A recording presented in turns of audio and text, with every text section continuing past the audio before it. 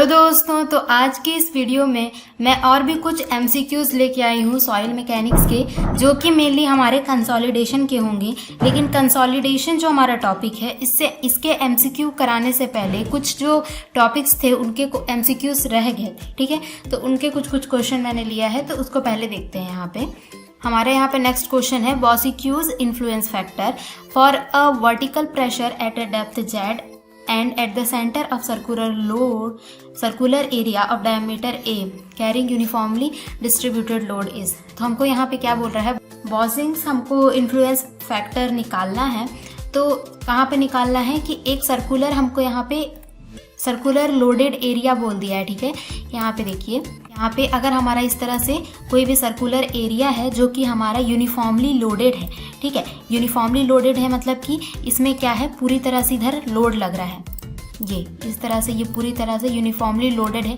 हम मान लेते हैं यहाँ पे कि किलो न्यूटन पर मीटर स्क्वायर का इसमें लोड लग रहा है। ठीक है, ये जो लोड है हमारा कितने का है, किलो न्यूटन पर मीटर स्क्वायर का हमारा यहाँ पे स्ट्रेस लग रहा है जो हमारा सर्कुलर एरिया है इसमें। तो हमको क्वेश्चन में पूछ रहा है कि सेंटर से किसी डेप्थ पे हमको क्या निकालना है, यहाँ पे स्ट्रेस फाइंड आउट करना है। ठीक है, हमने एक सर्कुलर एरिया लिया है सॉइल में जो कि क्या है, उसमें स्ट्रेस लग रहा है किलो न्यूटन पर मीटर स्क्वायर का यूनिफॉर्मली। तो एट ए डिस्टेंस जेड, ठीक है, जेड पे जो कि हमारे सेंटर के जस्ट बिलो है, यहाँ पे बोल रहा है ना at the centre of the circular area. ठीक है, तो यहाँ पे हमको सेंटर पे निकालना है जो कि यहाँ पे जेड डिस्टेंस दिया हुआ है कि यहाँ पे स्ट्रेस क्या होगा। और हमको यहाँ पे एडिशनल डाटा भी दिया हुआ है। क्या दिया हुआ है हमको कि जो हमारा रेडियस है ये सर्कल का, इसका जो रेडियस है ए दिया हुआ है हमको। तो बॉसिक्यू ने एक फॉर्मूला दिया है इसके लिए कि वर्टिकल स्ट्रेस कितना होगा किसी भी सर्कुलर एरिया जो कि यूनिफॉर्मली लोडेड है, तो उसके सेंटर पे हमारा किसी भी डिस्टेंस z पे हमारा क्या फॉर्मूला होगा, ये बॉसिक्यू ने ऑलरेडी दिया हुआ है। तो इसके लिए जो फॉर्मूला उन्होंने दिया है वो दिखाती हूँ मैं आपको। तो ये जो है फॉर्मूला, ये हम यूज़ करते हैं z distance below from the centre of circular area. ठीक है, सर्कुलर एरिया के सेंटर से जेड डिस्टेंस बिलो में हमको अगर स्ट्रेस फाइंड करना है तो हम ये फॉर्मूला यूज़ करते हैं। लेकिन हमको यहाँ पे क्या पूछ रहा है, इन्फ्लुएंस फैक्टर पूछ रहा है। तो इन्फ्लुएंस फैक्टर में हमारा जो ये टर्म है ये सिर्फ इन्फ्लुएंस फैक्टर में आता है। ठीक है, तो ये जो टर्म है हमारा, ये इन्फ्लुएंस फैक्टर है। तो हमारा इन्फ्लुएंस फैक्टर का जो आंसर हो जाएगा 1 - 1/1 + a/z का होल स्क्वायर होल की पावर 3/2। तो इसमें जो हमारा a है ये तो हमारा क्या है, रेडियस है, रेडियस ऑफ सर्कुलर है। और ये जो है z है जो है हमारा कितने डिस्टेंस बिलो हमको क्या करना है, वर्टिकल स्ट्रेस फाइंड करना है। तो हम यहाँ पे लिखेंगे, बाकी यहाँ पे पावर 3/2 है, ये आप ध्यान रखिएगा। और Q जो है, Q किलो न्यूटन पर मीटर स्क्वायर का हमको वहाँ पे लोड लगता है, तो ये Q है। लेकिन अभी सिर्फ हमको इन्फ्लुएंस फैक्टर पूछ रहा है, तो ये इतना टर्म ही सिर्फ आएगा इन्फ्लुएंस फैक्टर में। तो हमारा जो आंसर हो जाएगा क्या होगा, यहाँ पे हमारा जो ए ऑप्शन है 1 - 1/1 + a/z का होल स्क्वायर की पावर 3/2, ये हमारा आंसर हो जाएगा। यहाँ पे होल की पावर 3/2 है, पूरे में पावर 3/2 है। तो यहाँ पे आप ध्यान रखिए कि जो ए वाला ऑप्शन है इसमें क्या है, पूरे में 3/2 है, तो ये हमारा सही है। लेकिन इस यहाँ पे सी ऑप्शन है तो इसमें सिर्फ इतने में ही 3/2 है, तो ये हमारा क्या हो जाएगा, यहाँ पे गलत हो जाएगा। यहाँ पे 3/2 पाई है, ये तो होगा ही नहीं। और यहाँ पे क्या है, नेक्स्ट ऑप्शन जो है इसका 2z है, तो ये भी हमारा गलत हो जाएगा। इसके बाद हमारा नेक्स्ट क्वेश्चन देखते हैं, the intensity of vertical pressure directly below a concentrated load of 3/2 pi tons at a depth of 3/2 pi metre is given by. तो यहाँ पे हमको क्या पूछ रहा है, वर्टिकल स्ट्रेस हमको फाइंड आउट करना है directly below the concentrated load, मतलब कि जहाँ पे हमारा लोड लग रहा है उसके जस्ट नीचे में हमको intensity of vertical stress find out करना है। और ये जो लोड का इंटेंसिटी है वो कितना है, 3/2 पाई का है, और डेप्थ भी 3/2 पाई मीटर का हमको दिया हुआ है। तो हमारा जो इंटेंसिटी ऑफ वर्टिकल स्ट्रेस कितना लगेगा ये हमको बताना है। तो देखिए इसका सॉल्यूशन, इसमें भी, इसके लिए भी हम एक फॉर्मूला यूज़ करते हैं जो कि हमारा क्या कहलाता है, बॉसिक्यू फार्मूला ही कहलाता है। लेकिन ये जो फार्मूला था है हमारा किस लिए है, ये जो फार्मूला है जब हमारा जो लोड रहता है ये क्या रहता है, किसी भी इंटेंसिटी का लगता है। ठीक है, यूनिफॉर्म लोडेड नहीं लग रहा है, यहाँ पे हमारा पॉइंट लोड रहेगा, तब हमारा ये जो फार्मूला है ये वैलिड रहता है। वो इससे पहले वाले केस में हमने क्या देखा कि यूनिफॉर्मली लोड लग रहा था, और हमारा जो एरिया कैसा था, सर्कुलर एरिया में हमारा जब यूनिफॉर्मली लोडेड लगेगा तब हम उस फार्मूले को अप्लाई करेंगे। लेकिन ये वाला जो केस है, अगर हमारा जो लोड है वो कैसा लग रहा है, यहाँ पे पॉइंटेड लोड लग रहा है और हमको यहाँ पे किसी डिस्टेंस पे, ये जो है हमारा मान लेते हैं कि z डिस्टेंस पे, और कितने ये वर्टिकल में हमारा z डिस्टेंस पे हमको स्ट्रेस देखना है और हॉरिजॉन्टल पे हमारा कितने डिस्टेंस होना चाहिए, r डिस्टेंस हम मान लेते हैं। तो हमारा जो फाइनल जहाँ पे स्ट्रेस देखना है वो पॉइंट हमारा ये है, ठीक है। तो यहाँ पे हम बोल सकते हैं जो कि ये जो हमारा पॉइंट लोड है, इससे इसका जो वर्टिकल डिस्टेंस है ये z है, इससे इसका हॉरिजॉन्टल डिस्टेंस r है। तो ये जो पॉइंट P है, ठीक है, इसका जो कोऑर्डिनेट हो जाएगा r, z हो जाएगा, क्योंकि r इसका x डायरेक्शन में डिस्टेंस है एंड z इसका y डायरेक्शन में डिस्टेंस है। तो ये जो पॉइंट P है, इस पे हमको क्या निकालना है, वर्टिकल स्ट्रेसेस निकालना है। किसके कारण, अगर यहाँ पे ये Q इंटेंसिटी का कोई लोड लग रहा है तो हमारा जो क्वेश्चन में Q का वैल्यू कितना है, 3/2 पाई है, टन, ठीक है। तो इसके लिए जो बॉसिक्यू ने फॉर्मूला दिया है वो ये है 3/2 पाई 1/1 प्लस r/z का होल स्क्वायर Q/z स्क्वायर, ठीक है। ये हमारा क्या है, 3/2 पाई कांस्टेंट है, और 1/1 प्लस r/z, r हमारा क्या है, हॉरिजॉन्टल डिस्टेंस है, z क्या है, वर्टिकल डिस्टेंस है, होल की पावर 5/2 इंटू Q हमारा क्या है कि कितने इंटेंसिटी का लोड यहाँ पे लग रहा है, एंड z हमारा डेप्थ है, कहाँ कितने डेप्थ पे हमको वर्टिकल स्ट्रेसेस निकालनी है, ठीक है। तो फिर यहाँ पे देखिए, यहाँ पे क्या हो रहा है, यहाँ पे कि हमको जस्ट यहाँ पे क्वेश्चन में बोल दिया है कि हमारा जो P पॉइंट है, जस्ट ये जो Q है इसके जस्ट नीचे है, मतलब यहाँ पे हमारा P प्रेजेंट है। तो ऑब्वियसली हमारा जो R होता है, R हमारा क्या होता है कि जो हमारा Q है इससे कितने हॉरिजॉन्टल डिस्टेंस होगा हमारा, ये हमारा R होता है। लेकिन जब हमारा जो पॉइंट है जहाँ पे हमको फाइंड करना है वो डायरेक्टली इसी पॉइंट लोड के नीचे ही प्रेजेंट है, तो हमारा जो R का वैल्यू होगा वो तो 0 हो जाएगा। तो ऑब्वियसली ये जो हमारा R है वो 0 हो जाएगा। R जब 0 होगा तो ये पूरा टर्म 0 हो जाएगा, तो इतना जो वैल्यू आएगा ये हमारा कितने का आएगा, 1 का आएगा, ठीक है। अब क्या हो जाएगा यहाँ पे, इसीलिए मैंने यहाँ पे 1 लिख दिया है।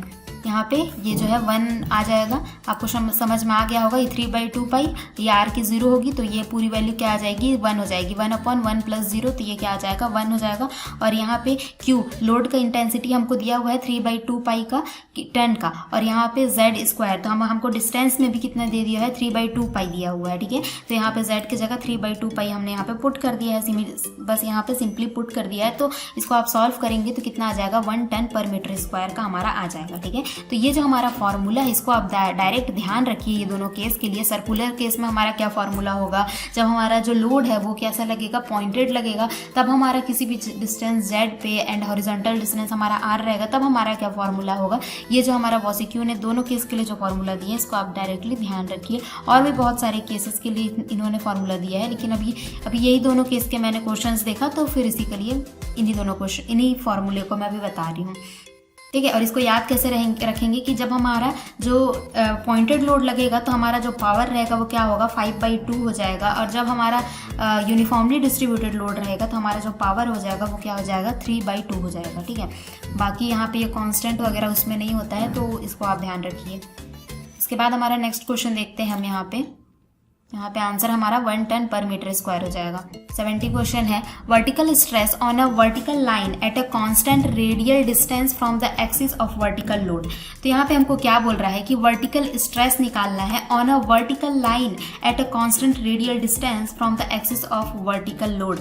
तो यहाँ पे देखिए हमको क्वेश्चन में क्या निकालना है, वर्टिकल स्ट्रेस डिस्ट्रीब्यूशन निकालना है वर्टिकल प्लेन में। तो हम मान लेते हैं यहाँ पे कि कोई भी Q इंटेंसिटी का जब यहाँ पे लोड लगता है, ठीक है, तो हमको कहाँ पे देखना है, यहाँ पे स्ट्रेस का डिस्ट्रीब्यूशन इन वर्टिकल प्लेन। तो हमने यहाँ पे ये एक वर्टिकल प्लेन लिया है, तो इसमें जो स्ट्रेस का जो डिस्ट्रीब्यूशन होता है ये इस तरह से होता है, ये जो कर्व मैंने यहाँ पे शो किया है, ठीक है।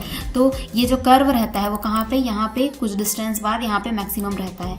तो यहाँ पे हमको पूछा था कि वर्टिकल प्लेन में हमारा स्ट्रेस का डिस्ट्रीब्यूशन कैसे होगा, तो इसीलिए हमने एक Q इंटेंसिटी का लोड लिया और यहाँ से R डिस्टेंस पे हमने एक वर्टिकल प्लेन लिया, और इसमें जो स्ट्रेस का डिस्ट्रीब्यूशन होता है वो इस तरह से होता है, पहले ये इंक्रीज होता है फिर डिक्रीज होता है। सिमिलरली अगर हमको हॉरिजॉन्टल बोल देता, देखिए अगर हमको हॉरिजॉन्टल बोलता तो हम क्या करते हैं, यहाँ पे देखिए, यहाँ पे अगर ये इस तरह से लोड लग रहा है, ठीक है, Q इंटेंसिटी का जैसे इसमें लग रहा है, यहाँ पे लोड लग रहा है, तो हमको हॉरिजॉन्टल प्लेन बोल देता। तो हम यहाँ पे हॉरिजॉन्टल प्लेन लेते जो कि यहाँ से कितने डिस्टेंस पे रहता, R डिस्टेंस पे रहता। जैसे हमने यहाँ पे R डिस्टेंस से वर्टिकल प्लेन लिया, वैसे ही इसमें यहाँ पे भी R डिस्टेंस पे हम हॉरिजॉन्टल प्लेन लेते। ये हमारा r डिस्टेंस है। तो इसमें जो स्ट्रेस का डिस्ट्रीब्यूशन होता है वो भी इसी तरह होता है। यहाँ पे मैक्सिमम रहेगा, ठीक है, पहले इंक्रीज होगा मैक्सिमम तक, फिर डिक्रीज होगा। तो इस तरह से हॉरिजॉन्टल प्लेन चाहे वर्टिकल प्लेन बोले, दोनों में स्ट्रेस का डिस्ट्रीब्यूशन इसी तरह से होता है, पहले इंक्रीज होगा देन डिक्रीज होगा। तो हमारा जो आंसर हो जाएगा यहाँ पे क्या हो जाएगा, first increases attains a maximum value then decreases. इसका ग्राफ आपने ऑलरेडी देख लिया। इसके बाद हमारा नेक्स्ट क्वेश्चन क्या बोलता है, phreatic lines in a earthen dam is. तो अगर हम यहाँ पे अर्थन डैम को कंसीडर करेंगे तो हमारा जो फ्रिएटिक लाइन रहेगा उसका जो शेप रहेगा वो कैसा रहता है, यहाँ पे पैराबोलिक का रहता है। एक बार तो आप फ्रिएटिक लाइन भी देख लीजिए कि हमारा फ्रिएटिक लाइन कैसा होता है। तो जो ये आपको शो हो रहा है ये हमारा क्या है, सीपेज थ्रो अर्थन डैम है, ठीक है। यहाँ पे हमने एक अर्थन डैम लिया है। अर्थन डैम मतलब कि जो कि हमारा सॉइल से बना हुआ है, इसमें हमारा कंक्रीट कहीं भी यूज़ नहीं हुआ है। तो ये हमारा क्या है, अर्थन डैम है। इधर हमारा क्या है, वाटर फिलअप है, ठीक है। तो ऑब्वियसली हमारा क्या होगा, यहाँ से सीपेज होगा क्योंकि ये हमारे क्या है, सॉइल के पार्टिकल्स हैं, तो इनके बीच से तो वाटर पास हो सकता है। कॉन्क्रीट होता तो भले ही वाटर पास नहीं होता। तो यहाँ से क्या होगा, इस तरह से ये जो लाइन शो कर रहा है ये हमारा क्या है, सीपेज लाइन है, ठीक है। यहाँ से सीपेज हो रहा है। तो लेकिन अब यहाँ पे क्वेश्चन ये राइज होता है कि हमारा क्या बोलते हैं, यहाँ पे नीचे में क्या है एक चीज़ कि यहाँ पे हार्ड सरफेस है, तो नीचे से तो हमारा कोई भी सीपेज होगा नहीं, जो होगा यही अर्थन डैम के थ्रो होगा, ठीक है। तो हमने क्या किया है, यहाँ पे सीपेज इस तरह से हो रहा है। तो अब यहाँ पे क्वेश्चन ये राइज होता है कि हाँ सारे जो है हमारे सीपेज लाइन ही है क्या, तो इसमें फ्रिएटिक लाइन कौन सा है, ठीक है। तो फ्रिएटिक लाइन क्या होता है कि ऐसा टॉप मोस्ट फ्लो लाइन, जो कि यहाँ पे ये जो लाइन आप देख रहे हैं ये हमारा क्या है, फ्रिएटिक लाइन है। तो फ्रिएटिक लाइन क्या होता है, ऐसा टॉप मोस्ट फ्लो लाइन जो कि हमारा saturated soil and unsaturated soil को सेपरेट करता है। यहाँ पे ये जो सॉइल, ये जो फ्रिएटिक लाइन है, इसके नीचे जो भी सॉइल प्रेजेंट होंगे यहाँ पे, ये किस तरह के कंडीशन में होंगे, सैचुरेटेड में होंगे, क्योंकि सैचुरेटेड में क्या हो जाएगा, इनके वॉइड्स को वाटर फिलअप कर चुका होगा। लेकिन जो भी सॉइल ये जो फ्रिएटिक लाइन है इसके ऊपर प्रेजेंट होंगे वो क्या होंगे, अनसैचुरेटेड होंगे, क्योंकि इसके यहाँ पे क्या होगा कि हमारा कोई भी वाटर प्रेजेंट नहीं है, ठीक है। हमारा जो भी वाटर है हमारा यहीं तक प्रेजेंट है, इसीलिए इसके नीचे का जितना भी सॉइल होगा वो सैचुरेटेड कंडीशन में है और ये अनसैचुरेटेड कंडीशन में है। तो फ्रिएटिक लाइन क्या होता है, एक टॉप मोस्ट फ्लो लाइन है जो कि हमारा सैचुरेटेड एंड अनसैचुरेटेड क्ले को सेपरेट करता है। तो जैसे कि यहाँ पे क्या है, वाटर फिलअप है, हमारा जो सॉइल के जो वॉइड्स हैं, सॉइल के सॉलिड पार्टिकल के बीच में जो वॉइड्स हैं उनके में क्या फिलअप है, वाटर फिलअप है। तो क्या होगा यहाँ पे कि जो भी प्रेशर हमारा होगा वो क्या होगा, हाइड्रोस्टैटिक प्रेशर हमारा मेजर होगा। कैसे मेजर होगा, जब हम यहाँ पे ये जो यहाँ पे हम क्या कर रहे हैं, यहाँ पे पीजोमीटर कनेक्ट कर रहे हैं। जब भी हम यहाँ पे पीजोमीटर कनेक्ट करेंगे इस तरह से, ये इस तरह से जो आपको शो हो रहा है, इस तरह से जब भी हम यहाँ पे पीजोमीटर कनेक्ट करेंगे तो हमारा क्या मेजर होगा, यहाँ से हाइड्रोस्टैटिक प्रेशर मेजर होगा। मतलब कि हाइड्रोस्टैटिक प्रेशर मतलब कि जो भी वाटर हमारा कितना प्रेशर लगा रहा है ये हमारा मेजर होगा, ठीक है। तो जब यहाँ पे जो सीपेज लाइन है, यहाँ पे जो शो हो रहा है आपको, ये जो लाइन है मैं हटाती हूँ सबको, आपको अच्छे से दिखेगा। ये जो हमारे क्या है, सीपेज लाइन है, ये जो है हमारे क्या है, सीपेज लाइन से। ये तो हमारा फ्रिएटिक लाइन है। फ्रिएटिक लाइन भी एक तरह का सीपेज लाइन ही है या फिर फ्लो लाइन ही है, लेकिन फ्रिएटिक लाइन हमारा क्या है कि ऐसा लाइन है जो कि हमारा सैचुरेटेड एंड अनसैचुरेटेड जो हमारे सॉइल को सेपरेट करता है। बाकी सब हमारे फ्लो लाइन है या फिर सीपेज लाइन है, लेकिन ये एक फ्रिएटिक लाइन नहीं है, ठीक है। जैसे कि ये सारे हमारे क्या है, सीपेज लाइन है, ना कि हमारे फ्लो लाइन है। और ये जो परपेंडिकुलर में आप देख रहे हैं ये सब इक्विपोटेंशियल लाइन है, तो इनको तो अभी देखना नहीं है। ये सारे इक्विपोटेंशियल लाइन होते हैं। ये जो इस तरह से फ्लो हो रहे हैं ये हमारे क्या है, सीपेज लाइन है। और जो हमारा ऊपर वाला है वो भी सीपेज लाइन है, लेकिन वो टॉप मोस्ट है जो कि सेपरेट कर रहा है सैचुरेटेड अनसैचुरेटेड को, तो वो एक तरह का फ्रिएटिक लाइन है, ठीक है। तो ये सारे सीपेज लाइन है। तो सीपेज लाइन के पास हम पीजोमीटर इस तरह से कनेक्ट कर रहे हैं तो हमको क्या देगा कि वाटर में हमको राइज मिलेगा, क्योंकि ये जो वाटर है वो प्रेशर एग्जर्ट करेगा, जो कि हमारा किसको मेजर करेगा, हाइड्रोस्टैटिक प्रेशर को। तो ये जो वाटर का राइज है वो कहाँ तक मिलेगा, जहाँ तक हमारा वाटर टेबल होगा वहाँ तक वाटर का राइज हमको हमेशा मिलता है। तो ये जो डैम है इसके लेफ्ट में हमारा वाटर टेबल यहाँ तक है। तो जब जहाँ भी हम पीजोमीटर कनेक्ट करेंगे हमारा जो प्रेशर है, प्रेशर हाइड्रोस्टैटिक प्रेशर, इसके कारण हमको वाटर का राइज मिलेगा, जो कि हमारा कहाँ तक राइज हो रहा है, इस तरह से ये जो वाटर टेबल है यहाँ तक हमको राइज मिल रहा है। इसीलिए हमारा जो फ्री वाटर लेवल है यहाँ पे ये शो किया गया है। तो हमारा जो वाटर का राइज है यहाँ तक मिल रहा है, ठीक है। तो यहाँ पे आपको समझ में आ गया होगा कि फ्रिएटिक लाइन जो हमारा टॉप मोस्ट लाइन है इसको हम बोल रहे हैं, क्योंकि ये क्या कर रहा है, सैचुरेटेड अनसैचुरेटेड सॉइल को सेपरेट कर रहा है और फ्रिएटिक लाइन के नीचे हमारा क्या है, वाटर प्रेजेंट है। वाटर प्रेजेंट है तो यहाँ पे क्या होगा, हमारा हाइड्रोस्टैटिक प्रेशर होगा। लेकिन फ्रिएटिक लाइन से ऊपर हमारा क्या है, वाटर प्रेजेंट नहीं है, तो हमारा जो प्रेशर होगा, वाटर प्रेजेंट नहीं है तो इसका मतलब क्या प्रेजेंट है, सॉइल के सॉलिड्स के बीच में जो वॉइड्स उसमें एयर प्रेजेंट है, तो एयर प्रेजेंट है तो हमारा जो प्रेशर होगा वो किस तरह से होगा, एटमॉस्फेरिक प्रेशर होगा। तो यहाँ पे एक बहुत ही इंपॉर्टेंट चीज़ मैंने बोल दी कि हमारा जो फ्रिएटिक लाइन रहता है उसके नीचे हमारा क्या प्रेजेंट रहता है, हाइड्रोस्टैटिक प्रेशर रहता है। एंड फ्रिएटिक लाइन से जो ऊपर का पोर्शन रहता है इसमें हमारा एटमॉस्फेरिक प्रेशर प्रेजेंट रहता है। और जो हमारा फ्रिएटिक लाइन होता है इसमें क्या होता है कि जो हमारा हाइड्रोस्टैटिक प्रेशर रहता है एंड जो हमारा एटमॉस्फेरिक प्रेशर रहता है ये दोनों इक्वल रहता है, ये जो हमारा फ्रिएटिक लाइन देख रहे हैं इसमें। ठीक है, तो इस चीज़ को अच्छे से आप ध्यान रखिए। देखिए कैरेक्टरिस्टिक ऑफ फ्रिएटिक लाइन हमने यहाँ पे लिखा है, इस चीज़ को मैंने इसमें भी इंक्लूड किया है। यहाँ पे वन बाय वन देखते हैं। The top most flow line which separates the saturated soil mass from the unsaturated soil मास। तो ये तो मैंने अभी जस्ट बताया कि सैचुरेटेड अनसैचुरेटेड सॉइल मास को क्या करता है, सेपरेट करता है, क्योंकि नीचे में क्या है, हमारे सीपेज लाइंस प्रेजेंट है, तो इसके कारण हमारा जो सॉइल रहेगा वो सैचुरेटेड हो जाएगा। ऊपर में हमारा सीपेज नहीं हो रहा है तो क्या है, सॉलिड्स के बीच में जो वॉइड्स रहेंगे उसमें एयर प्रेजेंट होगा। इसके बाद सेकेंड पॉइंट बोलता है it follows the path of base parabola, मतलब कि जो हमारा सीपेज लाइन का जो सीपेज है या फिर हमारा जो सीपेज लाइन है या फिर हम बोल सकते हैं फ्लो लाइन या फिर हमारा जो फ्रिएटिक लाइन है उसका जो शेप रहता है वो किस तरह से होता है, बेस पैराबोला के टाइप से होता है। इसके बाद हमारा जो थर्ड पॉइंट बोल रहा है phreatic line is use to estimate the seepage discharge during the earthen dam. तो ये जो फ्रिएटिक लाइन है जो कि अभी मैंने जस्ट दिखाया था आपको, इसका यूज करके हम क्या कर सकते हैं, अर्थन डैम से सीपेज डिस्चार्ज को फाइंड आउट कर सकते हैं। इसके बाद हमारा नेक्स्ट है the pressure below the phreatic line is hydrostatic and above the pressure is atmospheric. जैसे कि ऊपर में जो वॉइड्स हैं उसमें क्या फिलअप है, एयर फिलअप है तो हमारा एटमॉस्फेरिक प्रेशर आएगा। नीचे में जो वॉइड्स हैं उनमें क्या फिलअप है, वाटर फिलअप है तो हमारा हाइड्रोस्टैटिक प्रेशर आएगा। If the pressure above the phreatic line is atmospheric then the pressure head at every point is zero and total head is equal to elevation head. ठीक है, तो देखिए क्या हो रहा है कि हमारा फ्रिएटिक लाइन है, फ्रिएटिक लाइन से ऊपर हमारा क्या है, सिर्फ और सिर्फ वाटर फिलअप है। ठीक है, तो जो हमारा टोटल हेड होता है वो क्या होता है, total head is equal to हम लिखते हैं एलिवेशन हेड, इसमें मैं EH से लिख देती हूँ, ये हमारा होता है एलिवेशन हेड प्लस हमारा होता है प्रेशर हेड। ठीक है, PH से लिख रही हूँ। प्रेशर हेड में हम क्या लिखते हैं, जो भी हमारा हाइड्रोस्टैटिक प्रेशर रहता है, मतलब कि जितना भी हम पीजोमीटर से मेजर करते हैं, ठीक है, वाटर के कारण जो प्रेशर होता है वो यहाँ पे हम लिखते हैं। लेकिन हमारा क्या होता है यहाँ पे कि जब हम फ्रिएटिक लाइन से ऊपर देखते हैं तो हमारा तो वाटर है ही नहीं, सिर्फ और सिर्फ एयर है, तो हमारा जो प्रेशर हेड होगा वो क्या हो जाएगा, जीरो हो जाएगा। तो जो हमारा टोटल हेड होगा वो किसके इक्वल होगा, एलिवेशन हेड के यहाँ पे इक्वल आ जाएगा। If the pressure above the phreatic line is atmospheric then the pressure head at every point is zero and total head is equal to यहाँ पे किसके इक्वल हो जाएगा, एलिवेशन हेड के इक्वल हो जाएगा। ठीक है, यहाँ पे प्रेशर हेड जीरो बोल रहा है, मतलब कि कौन सा हेड की बात कर रहा है यहाँ पे, हाइड्रोस्टैटिक प्रेशर हेड। ठीक है, ना कि atmospheric pressure head. Pressure head है मतलब कि यहाँ पे हाइड्रोस्टैटिक प्रेशर हेड की बात यहाँ पे कर रहा है। If the pressure above the phreatic line is atmospheric then the hydrostatic pressure at every point is zero and total head is equal to elevation head. जैसे कि यहाँ से मैंने बता भी दिया, प्रेशर हेड जीरो तो बचेगा क्या, एलिवेशन हेड। तो ये जो सारे पॉइंट्स है फ्रिएटिक लाइन के बारे में, जितने भी कैरेक्टरिस्टिक है फ्रिएटिक लाइन के, इसको आप ध्यान रखिए। हो सकता है कुछ और क्वेश्चन मैनिपुलेट करके पूछ दे इस बार। इसके बाद हमारा नेक्स्ट क्वेश्चन है hydrostatic pressure on the phreatic line within a dam section is.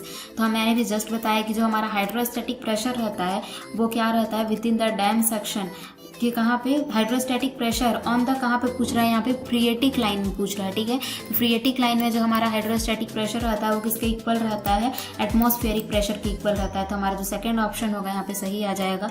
इसके बाद हमारा नेक्स्ट क्वेश्चन है, अब यहाँ से देखिए जितने भी क्वेश्चन आएंगे कंसोलिडेशन के आएंगे, तो यहाँ से हमारा कंसोलिडेशन का क्वेश्चन स्टार्ट हो रहा है। रेट ऑफ कंसोलिडेशन इज, यहाँ पे बताना है increase with temperature, increase with increase in temperature is independent of temperature is unaffected by the permeability of soil. यहाँ पे हमको पूछ रहा है कि हमारा रेट ऑफ कंसोलिडेशन क्या होगा जब हमारा टेम्परेचर इंक्रीज होगा या फिर डिक्रीज होगा, मतलब कि हमारा जो इफेक्ट होगा टेम्परेचर का कंसोलिडेशन पे क्या होगा, हमको यहाँ पे पूछ रहा है। तो जो हमारा कोफिशिएंट ऑफ कंसोलिडेशन होता है, इसके लिए ये जो है इंपॉर्टेंट फार्मूला है, इसको आप ध्यान में रखिए। तो हमारा कोफिशिएंट ऑफ कंसोलिडेशन, जिसको हम किससे डिनोट करते हैं, यहाँ पे CV से डिनोट करते हैं, तो इसके लिए ये जो है कोफिशिएंट ऑफ परमिएबिलिटी एंड जो हमारा कोफिशिएंट ऑफ वॉल्यूम कंप्रेसिबिलिटी है, इसके टर्म में कोफिशिएंट ऑफ कंसोलिडेशन का फॉर्मूला मैंने यहाँ पे लिखा है। तो क्या है यहाँ पे, coefficient of permeability is equal to coefficient of volume compressibility, जो कि हमारा CV से डिनोट है। तो यहाँ पे परमिएबिलिटी इज इक्वल टू क्या होता है, या फिर कोफिशिएंट ऑफ परमिएबिलिटी बोल सकते हैं, इज इक्वल टू CV मतलब कि हमारा क्या है, कोफिशिएंट ऑफ कंसोलिडेशन। MV हमारा क्या है, coefficient of volume compressibility. Gamma W हमारा क्या है, यूनिट वेट ऑफ वाटर है। यहाँ पे हम देख सकते हैं कि जो हमारा कोफिशिएंट ऑफ कंसोलिडेशन है या फिर CV है, तो ये क्या है, K के डायरेक्टली प्रोपोर्शनल है। यहाँ पे आप इसको सॉल्व करेंगे तो आपको समझ में आ जाएगा। K upon MV into gamma W हमारा क्या दे देगा, CV का वैल्यू देगा। तो CV is directly proportional to हमारा क्या है, कोफिशिएंट ऑफ परमिएबिलिटी। और जैसा कि हमने देखा है कि सॉइल मैकेनिक्स के लेक्चर्स में भी, कि जो हमारा कोफिशिएंट ऑफ परमिएबिलिटी रहता है वो टेम्परेचर के डायरेक्टली प्रोपोर्शनल रहता है। ठीक है, factor affecting coefficient of permeability में आपको ये चीज मिल जाएगी कि जैसे जैसे हमारा क्या होगा, टेम्परेचर बढ़ जाएगा। टेम्परेचर बढ़ेगा तो हमारा क्या होगा, विस्कोसिटी ऑफ जो हमारा फ्लूइड रहेगा वो कम हो जाएगा। विस्कोसिटी कम होगा तो वो क्या कर सकता है, हमारा जो फ्लूइड है वो इजिली फ्लो कर सकता है। मतलब कि जो हमारा परमिएबिलिटी रहेगा सॉइल का वो इंक्रीज हो जाएगा। तो जब परमिएबिलिटी इंक्रीज होगा तो कोफिशिएंट ऑफ कंसोलिडेशन भी ऑटोमेटिक क्या हो जाएगा, यहाँ से देख सकते हैं हम, इंक्रीज कर जाएगा अगर परमिएबिलिटी यहाँ से इंक्रीज होगा तो। ठीक है, तो इसका जो आंसर हो जाएगा हमारा, increase with increase in temperature हमारा हो जाएगा। इसके बाद यहाँ पे नेक्स्ट क्वेश्चन है, the unit of coefficient of consolidation is. तो यहाँ पे जो हमने अभी CV देखा, इसका यूनिट पूछ रहा है कि हमारा CV का यूनिट क्या होता है। तो जो CV का जो यूनिट होता है यहाँ पे, ठीक है, तो इतने से ये सारे यूनिट्स दिए हुए हैं। तो CV जो रहता है हमारा कोफिशिएंट ऑफ कंसोलिडेशन, इसका जो यूनिट होता है वो सेंटीमीटर स्क्वायर पर सेकेंड का होता है। इसको आप ध्यान में रखिए। इसके बाद हमारा नेक्स्ट क्वेश्चन पूछ रहा है, Terzaghi's basic differential equation for one dimension consolidation of clay soil is. तो हमारा जो टर्जाकी है उसने क्या डिफरेंशियल इक्वेशन दिए हैं, किसके लिए, कंसोलिडेशन ऑफ क्ले सॉइल के लिए हमारा क्या होता है। ठीक है, तो इसके बारे में भी थोड़ा देख लेते हैं कि क्या है ये। तो देखिए कि जो हमारा कोफिशिएंट ऑफ कंसोलिडेशन है, जिसको हम किससे डिनोट कर रहे हैं, CV से डिनोट कर रहे हैं, इसको हम कैसे फाइंड आउट करते हैं, कंसोलिडोमीटर टेस्ट या फिर क्या होता है, ओडोमीटर टेस्ट। ठीक है, ये बोल सकते हैं हम। तो कंसोलिडोमीटर या फिर ओडोमीटर टेस्ट से हम कोफिशिएंट ऑफ कंसोलिडेशन को फाइंड करते हैं, जिसको हम CV से डिनोट करते हैं। ठीक है, तो ये जो कंसोलिडोमीटर जो टेस्ट होता है ये भी हमारा दो टाइप का होता है। फिक्स्ड कंसोलिडोमीटर टेस्ट हो सकता है या फिर फ्लोटिंग कंसोलिडोमीटर टेस्ट हो सकता है, वो डिपेंड करता है। ठीक है, तो जब हम इस टेस्ट को करते हैं तो ये जो टेस्ट होता है हमारा किस पे बेस होता है, इसका जो प्रिंसिपल होता है वो क्या होता है। तो देखिए हमारा जो कंसोलिडोमीटर टेस्ट होता है ये किस प्रिंसिपल पे बेस रहता है, ये इस प्रिंसिपल पे बेस है जो यहाँ पे लिखा है, और यही हमारा क्वेश्चन है यहाँ पे। तो ये क्या होता है कि जो हमारा rate of change of pore water pressure है विथ रिस्पेक्ट टू किसके, टाइम के। ठीक है, du/dt हमको क्या बता रहा है, rate of change of pore water pressure with respect to time is directly proportional to slope of the curve between u and z। ठीक है, change of slope of the curve between u and z। ये क्या बोल रहा है कि जो हमारा u एंड z है इसके बीच में कोई भी कर्व बनता होगा हमारा जो भी, तो उसका जो कर्व होगा, उसका जो स्लोप होगा उसके चेंज के। ठीक है, यहाँ पे du/dz हमारा क्या बताता है, स्लोप को बताता है, और ये डबल डिफरेंशिएशन में यहाँ पे किया हुआ है, मतलब कि ये चेंज ऑफ स्लोप को बता रहे हैं। तो यहाँ पे हम फाइनली मैं बताती हूँ क्या बोलता है कि जो rate of change of pore water pressure with respect to time जो होता है हमारा, वो क्या होता है कि डायरेक्टली प्रोपोर्शनल होता है rate of change of slope of curve between u and z हमारा क्या है, यहाँ पे डेप्थ है। ठीक है, u हमारा क्या है, पोर वाटर प्रेशर है, z है हमारा डेप्थ। कोई भी सॉइल सैंपल लेते हैं तो कितने डेप्थ पे हम क्या कर रहे हैं, कंसोलिडेशन को फाइंड आउट कर रहे हैं, ये हमको बता रहा है। डेप्थ ऑफ सॉइल है हमारा z। ठीक है, तो इसको आप डायरेक्टली ध्यान रख लीजिए। यहाँ पे du/dt होता है एंड यहाँ पे del square u upon del z square, यहाँ पे z का स्क्वायर होता है, z हमारा डेप्थ है। और जब यहाँ पे डायरेक्टली प्रोपोर्शनल को हम हटाते हैं तो यहाँ पे एक कोफिशिएंट इंट्रोड्यूस होता है जिसको हम CV बोलते हैं, जो कि हमारा कोफिशिएंट ऑफ कंसोलिडेशन यहाँ पे बन जाता है। ठीक है, तो इस तरह से ये जो कंसोलिडोमीटर है या फिर ओडोमीटर हमारा टेस्ट है, ये हमारा किस पे, इस प्रिंसिपल पे काम करता है। और CV का जो वैल्यू होता है ये हमारा क्या होता है, ये सब जो है आप ध्यान में रखिए, क्योंकि हमारा क्या होता है सीधे फॉर्मूला से ही जो भी क्वेश्चन आएगा, कैसे फॉर्मूला आया है ये सब आपको ध्यान में रखने की जरूरत नहीं है। तो हमारा जो कोफिशिएंट ऑफ कंसोलिडेशन होता है इसका जो फॉर्मूला होता है K × 1 + E0 upon AV × gamma W। E not हमारा क्या होता है, यहाँ पे इनिशियल वॉइड रेशियो होता है। सॉइल में जो इनिशियल वॉइड रेशियो है वो एवी होता है हमारा कोफिशिएंट ऑफ कंप्रेसिबिलिटी। यहाँ पे दो चीज होती है, एक आता है एमवी, एक आता है एवी। एवी हमारा होता है कोफिशिएंट ऑफ कंप्रेसिबिलिटी, एमवी होता है coefficient of volume compressibility, gamma W होता है हमारा यूनिट वेट ऑफ वाटर, और जो हमारा टोटल यूनिट होता है सीवी का वो होता है सेंटीमीटर स्क्वायर पर सेकेंड का। तो यहाँ पे देखिए कि इसी चीज़ को मैंने क्लेरिफाई भी किया है, जैसे कि अभी जस्ट आपको बताया मैंने कि यहाँ पे दो टर्म होते हैं, एक होता है एवी, एक होता है एमवी। तो यहाँ पे देखिए कि जो हमारा एमवी और एवी में क्या रिलेशन है, एमवी इज इक्वल टू क्या होता है, एवी अपॉन 1 प्लस ई नॉट हमारा क्या देता है, एमवी देता है।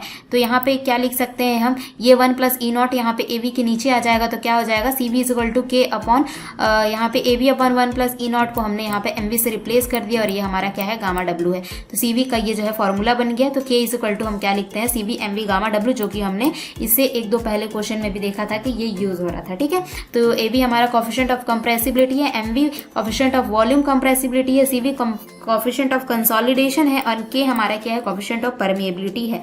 ठीक है, तो ये जो है आप इसको डायरेक्टली ध्यान रखिए, के is equal to c v m v gamma डब्ल्यू, ये जो है मेन जो फॉर्मूला है ये। ठीक है, इसी को बस आप ध्यान में रखिए। And m v and a v के बीच का रिलेशन याद रखिए, m v is equal to a v upon 1 plus e nought, और जो भी क्वेश्चन आएगा फिर आप पुट उट करके अपने हिसाब से कर लीजिएगा। आप सारी चीजों को याद मत रखिए, सिर्फ इसको याद रखिए एंड ये वाला चीज जो है याद रखिए, एंड ये जो रिलेशन इसको याद रखिए। तो हमारा जो आंसर हो जाएगा यहाँ पे क्या हो जाएगा, ये डेल स्क्वायर जेड, हाँ ये वाला जो आंसर है हमारा सही हो जाएगा। इसके बाद हम नेक्स्ट क्वेश्चन पे बढ़ते हैं। यहाँ पे the slope of isochrone at any depth at a given time indicates the rate of change of. देखिए यहाँ पे क्या बोल रहा है कि जो स्लोप ऑफ आइसोक्रोन हमको पूछ रहा है, तो ये effective stress with time, effective stress with depth, pore water pressure with depth, pore water pressure with time. अभी जस्ट हमने देखा कि हम किसके किसके बीच में ग्राफ प्लॉट करते हैं, पोर वाटर प्रेशर एंड जो हमारा डेप्थ के बीच में जब हम ग्राफ प्लॉट कर रहे हैं, तो उसी को ये बोल दिया है स्लोप ऑफ आइसोक्रोन। ठीक है, at any point at a given time indicate the rate of change of. तो यही u एंड z के बीच में अभी पहले भी हमने देखा था कि कोफिशिएंट ऑफ कंसोलिडेशन फाइंड करते हैं, u एंड z के बीच में हम क्या करते हैं, कर्व प्लॉट करते हैं, और ये जो कर्व है इसका जो चेंज ऑफ स्लोप रहता है ये हम वो किसके डायरेक्टली प्रोपोर्शनल रहता है, change of pore water pressure with time के डायरेक्टली प्रोपोर्शनल रहता है। तो इसमें क्या हो जाएगा कि the slope of isochrone at any point at a given time indicates, isochrone curve जो है हमारा एट अ गिवन टाइम पे किसको इंडिकेट कर रहा है, rate of change of pore water pressure and depth को हमारा इंडिकेट करेगा, क्योंकि स्लोप हमारा क्या को इंडिकेट करता है, change of one term with respect to another term. तो ये हमारा जो है u एंड z के बीच में प्लॉट हुआ है, तो फिर change of u with respect to change of z हमारा रिप्रेजेंट करेगा। इसके बाद हमारा नेक्स्ट क्वेश्चन है, within the consolidation process of a saturated soil. यहाँ पे अगर हमारा जब कंसोलिडेशन प्रोसेस होता है तो हमारा क्या होता है, a gradual increase in neutral pressure and gradual decrease in effective pressure take place, sum of the two is constant. Gradual decrease in neutral pressure and gradual increase in effective pressure take place and sum of two is constant. देखिए जब हमारा consolidation process होता है तो क्या होता है कि जो हमारा न्यूट्रल प्रेशर होता है वो क्या होता है, कम होता है, एंड इफेक्टिव प्रेशर जो रहता है हमारा इंक्रीज होता है। एंड ये जो हमारा न्यूट्रल प्रेशर एंड जो हमारा क्या है इफेक्टिव प्रेशर, इन दोनों का जो सम रहता है वो क्या होता है, कांस्टेंट रहता है। याद रखिए इफेक्टिव प्रेशर हमेशा हमारा इंक्रीज होगा जब हमारा क्या होगा, ये कंसोलिडेशन होगा तब। इसके बाद हमारा नेक्स्ट क्वेश्चन यहाँ पे पूछ रहा है, the value of compression index for a remoulded sample whose liquid limit is 50%। तो यहाँ पे हमको क्या पूछ रहे हैं, यहाँ पे कंप्रेशन इंडेक्स फाइंड आउट करना है। कंप्रेशन इंडेक्स को हम किससे डिनोट करते हैं, सीसी से डिनोट करते हैं। तो जब हमको लिक्विड लिमिट यहाँ पे गिवन रहता है तब सीसी का क्या फॉर्मूला होता है ये भी देख लीजिए। और यहाँ पे एक चीज नोट करने वाली है कि रिमोल्डेड सॉइल बोल रहा है। रिमोल्डेड मतलब कि ऐसा सॉइल जिसको हमने डिस्टर्ब किया है। ठीक है, अनडिस्टर्ब सॉइल हमारा क्या होता है कि जिसको हमने डिस्टर्ब नहीं किया है। डिस्टर्ब करना मतलब कि किसी भी सॉइल का ओरिएंटेशन, उसकी जो प्रॉपर्टीज उसको चेंज करना।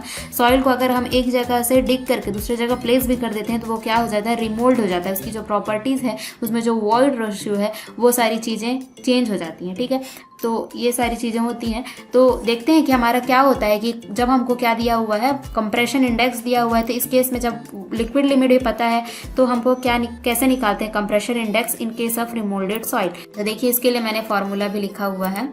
जब हमारा जो सॉइल रहेगा, ठीक है, वो किस तरह से रहेगा, रिमोल्डेड रहता है तो हमारा जो फॉर्मूला हो जाता है वो क्या होता है रिमोल्डेड के लिए, CC is equal to 0.007 WL-10। WL हमारा लिक्विड लिमिट को शो करता है फॉर अनडिस्टर्ब सॉइल। अनडिस्टर्ब मतलब कि जिसको हमने डिस्टर्ब नहीं किया है, तो ये क्या हो जाता है, सिर्फ यहाँ पे ये जो वैल्यू है ये चेंज हो जाती है, ये बढ़ जाएगी 0.009 WL-10 हो जाएगी।